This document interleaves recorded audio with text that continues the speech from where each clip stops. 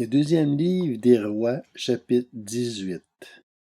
La troisième année du règne d'Osée, fils d'Éla, sur Israël, Ézéchias, fils d'Akaz, le roi de Juda, devint roi. Il avait 25 ans lorsqu'il devint roi, et il régna 29 ans à Jérusalem. Sa mère s'appelait Abi, et c'était la fille de Zacharie. Il fit ce qui est droit aux yeux de l'Éternel, entièrement comme l'avait fait son ancêtre David. Il fit disparaître les hauts lieux, brisa les statues, abattit les idoles et mit en pièces le serpent de bronze que Moïse avait fabriqué, car les Israélites avaient jusqu'alors brûlé des parfums devant lui. On l'appela Nehushtan. Il mit sa confiance dans l'Éternel, le Dieu d'Israël.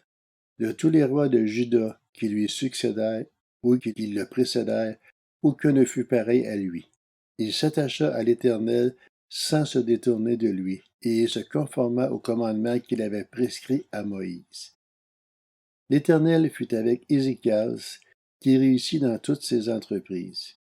Il se révolta contre le roi d'Assyrie et ne lui fut plus asservi. Il porta des coups aux Philistins jusqu'à Gaza et dévasta leur territoire, aussi bien les simples tours de garde que les villes fortifiées. La quatrième année du règne d'Ézéchias, qui était la septième année du règne d'Osée, fils d'Éla, sur Israël. Salmanasar, le roi d'Assyrie, monta contre Samarie et l'assiégea. Il la prit au bout de 3 ans. La sixième année du règne d'Ézéchias, qui était la neuvième année du règne d'Osée sur Israël, c'est à ce moment-là que Samarie fut prise. Le roi d'Assyrie exila les Israélites en Assyrie, et il les conduisit à Calech, ainsi que sur les rives du Kabar, le fleuve de Gozan, et dans les villes des Médès. Cela arriva parce qu'ils n'avaient pas écouté l'Éternel leur Dieu, et qu'ils avaient violé son alliance, parce qu'ils n'avaient pas écouté ni mis en pratique tout ce qu'avait ordonné Moïse, le serviteur de l'Éternel. La 14e année du règne d'Ézéchias, Sankérib, le roi d'Assyrie, monta contre toutes les villes fortifiées de Juda et s'empara d'elles. Ézéchias, le roi de Juda, envoya dire au roi d'Assyrie, à Lachis, « J'ai commis une faute. Éloigne-toi de moi. Ce que tu m'imposeras, je le supporterai. » Le roi d'Assyrie imposa à Ézéchias, le roi de Juda, un tribut de 9 tonnes d'argent et 900 kilos d'or. Ézéchias donna tout l'argent qui se trouvait dans la maison de l'Éternel et dans les trésors du palais royal. Ce fut alors qu'Ézéchias, le roi de Juda, enleva les lames d'or dont il avait couvert les portes et les linteaux du temple de l'Éternel pour les donner au roi d'Assyrie. Toutefois, le roi d'Assyrie envoya de l'Archis à Jérusalem vers le roi Ézéchias, Tartan, Rabsari et Rabsaké, avec une puissante armée. Ils montèrent et arrivèrent à Jérusalem. Une fois montés et arrivés, ils s'arrêtèrent à l'aqueduc du réservoir supérieur, sur le chemin du champ du teinturier. Ils appelèrent le roi, le chef du palais royal, Éliakim, le fils de Hilkija, se rendit vers eux avec Shemna, le secrétaire, et l'archiviste Joach, fils d'Azaph. Rabsaki leur annonça: Transmettez à Ézéchias, voici ce que dit le grand roi, le roi d'Assyrie. Sur quoi repose donc ta confiance? Tu as dit qu'il fallait pour la guerre de la prudence et de la force, mais ce ne sont que des paroles en l'air. En qui donc as-tu placé ta confiance pour oser te révolter contre moi? Tu l'as placé dans l'Égypte. Tu as pris pour soutien ce roseau cassé qui pénètre et transperce la main de celui qui s'appuie dessus. Voilà ce qu'est le Pharaon, le roi d'Égypte, pour tous ceux qui se confient en lui. Peut-être me direz-vous, c'est en l'Éternel, notre Dieu, que nous plaçons notre confiance. Mais n'est-ce pas lui dont Ézéchias a fait disparaître les hauts lieux et les autels en disant à Juda et à Jérusalem, vous vous prosternez devant cet autel à Jérusalem. Maintenant, passe un accord avec mon Seigneur, le roi d'Assyrie, et je te donnerai 2000 chevaux si tu peux fournir des cavaliers pour les monter.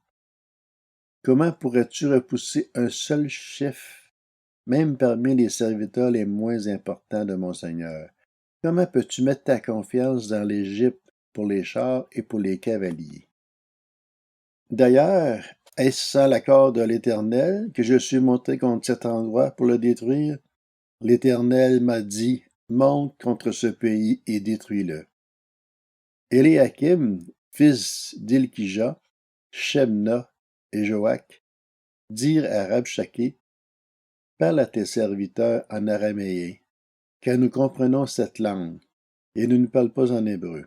En effet, le peuple qui se trouve sous la muraille entend tout. Rabshakeh leur répondit, est-ce à ton Seigneur et à toi que mon Seigneur m'a envoyé dire ces paroles? N'est-ce pas à ces hommes assis sous la muraille pour manger leur excrément et boire leur urine avec vous? Alors Rabshakeh prit position et cria à pleine voix en hébreu, écoutez la parole du grand roi, du roi d'Assyrie. Voici ce que dit le roi. Qu'Ézéchias ne vous trompe pas. En effet, il ne pourra pas vous délivrer de ma domination. Qu'Ézéchias ne vous amène pas à vous confier en l'Éternel en disant, l'Éternel nous délivrera et cette ville ne sera pas livrée entre les mains du roi d'Assyrie. N'écoutez pas Ézéchias, car voici ce que dit le roi d'Assyrie. Faites la paix avec moi. Sortez de la ville vers moi, et chacun de vous mangera des fruits de sa vigne et de son figuier. Chacun boira de l'eau de sa citerne.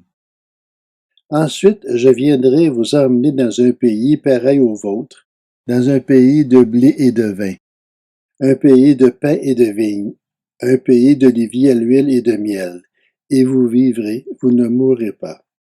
N'écoutez donc pas Ézéchias, car il pourrait vous pousser dans une mauvaise direction en affirmant l'Éternel nous délivrera. Les dieux des autres nations ont-ils délivré chacun son pays de la domination du roi d'Assyrie? Où sont les dieux d'Amon et d'Arpad? Où sont les dieux de Sepharvaïm, d'Enna et d'Iva? Ont-ils délivré Samarie de ma domination? Parmi tous les dieux de ces pays, quels sont ceux qui ont délivré leur pays de ma domination, pour que l'Éternel puisse en délivrer Jérusalem? Le peuple garda le silence. Il ne lui répondit pas un mot, car le roi avait donné cet ordre, vous ne lui répondrez pas. Le chef du palais royal, Éliakim, fils d'Elkija, Shemna, le secrétaire, et l'archiviste Joach, fils d'Azaph, vint trouver Ézéchias, les habits déchirés, et lui rapportèrent les paroles de Rabshakeh,